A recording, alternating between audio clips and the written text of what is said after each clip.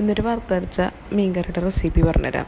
ഞാൻ വെക്കണതെന്ന് പറഞ്ഞു കഴിഞ്ഞാൽ എൻ്റെ അമ്മയുടെ റെസിപ്പിയാണ്. അപ്പോൾ കണ്ടോ, ഒരു ചട്ടി വെച്ചിട്ട് തേങ്ങ, ജീരകം, ഉലുവ, 2 മണി കുരുമുളക്, വെളുത്തുള്ളി, ഉള്ളി, വേപ്പില, കുറച്ച് വെളിച്ചെണ്ണ കൂടി ഒഴിച്ചിട്ട് നല്ലതുപോലെ മൂപ്പിച്ചെടുക്കുക.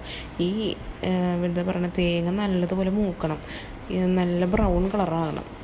ആ ബ്രൗൺ കളറായി കഴിയുമ്പോഴാണ് ആ തേങ്ങയുടെ കറക്റ്റ് പരുവമെന്ന് പറഞ്ഞു കഴിഞ്ഞാൽ. ഇതല്ല, ഇച്ചിരി കൂടി ബ്രൗൺ ആകും. അപ്പോൾ നമ്മൾ എന്ത് ചെയ്യണം, പൊടികൾ ചേർത്ത് കൊടുക്കണം. കണ്ട ഈ കളർ ആകുമ്പോഴത്തേക്കും നമ്മൾ ആ തീയങ്ങടെ ഓഫ് ചെയ്തിട്ട് പൊടികൾ ചേർത്ത് കൊടുക്കണം. മല്ലിപ്പൊടി, മഞ്ഞൾപ്പൊടി, മുളക് പൊടി. അപ്പോൾ ഈ മല്ലിപ്പൊടി എപ്പോഴും മുളക് പൊടി ഡബിൾ എടുക്കണം കേട്ടോ വറുത്തരച്ച കറിക്ക്.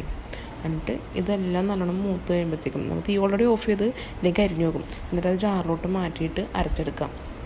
ഞാൻ കുറച്ച് വെള്ളം കൂട്ടി അരക്കുന്നുണ്ട്, അപ്പോൾ നല്ല ഓറഞ്ച് കളർ കിട്ടും. എനിക്ക് മടിയായിട്ടാണ്, അല്ലാണ്ട് അരച്ചെടുത്ത് കഴിഞ്ഞാൽ നല്ല ബ്രൗൺ കളർ കിട്ടും കേട്ടോ, വറുത്തരച്ച കറിയുടെ കളറുണ്ട്. എന്നിട്ട് നമ്മൾ എന്ത് ചെയ്യണം, ഒരു ചട്ടി വെച്ചിട്ട് വെളിച്ചെണ്ണ ഒഴിച്ച് വേപ്പിലിട്ട് ഇഞ്ചി, വെളുത്തുള്ളി, ഉള്ളിയൊക്കെ ചതച്ചിട്ട് അത് മൂത്ത് വരുമ്പോഴത്തേക്ക് ഈ അരച്ച് വെച്ച അരപ്പും കൂടി ചേർക്കുക. ആവശ്യത്തിന് വെള്ളം കൂടി ഒഴിച്ചാൽ നല്ലോണം തിളക്കണം.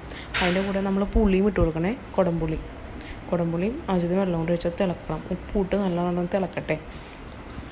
നല്ലതുപോലെ വെട്ടി തിളച്ച് വരുമ്പോഴത്തേക്ക് നമ്മൾ എന്ത് ചെയ്യണമെന്ന് അറിയാമോ, മീൻ ഇട്ട് കൊടുക്കണം. ഞാനെടുക്കുന്ന മീൻ എന്താണെന്ന് അറിയാമോ, അയിലയും തിരിയാനും പിന്നെ തൊട്ടാണ് അയിലക്കണ്ണിയും ഇവിടെ എല്ലാം കൂടി മിക്സായിരുന്നു. തിരികാന്ന് നിങ്ങളോട് എന്താ പറയുക നിങ്ങൾക്ക് അറിയാൻ പോലെ, ഈ വാളിൻ്റെ അറ്റത്ത് ഒരു അരം പോലെ ഉണ്ടാകും, നമ്മൾ ചെത്തിക്കളയും. പറ്റല്ല തിരികാന്ന് പറഞ്ഞ മീൻ, ഇതെല്ലാം കൂടി മിക്സായിരുന്നു. ഇതേ മീനെല്ലാം പെറുക്കിയിടുന്നുണ്ട്. അതവിടെ നിന്ന് തിളക്കട്ടെ. തിളച്ച് കഴിയുമ്പോഴത്തേക്കും ഇതേ ഞാനത് അടപ്പ് വെച്ച് മൂടി വെക്കുന്നുണ്ട്. ഒരു 10-15 മിനിറ്റ് കഴിയുമ്പോഴത്തേക്കും തുറന്ന് നോക്കുക. അപ്പോൾ നല്ല വെട്ടി തിളച്ചാൽ നല്ല മണമുള്ള അടിപൊളി കറി റെഡി ആയിട്ടുണ്ടാവും. ഒന്ന് വെച്ച് നോക്കുക കേട്ടോ.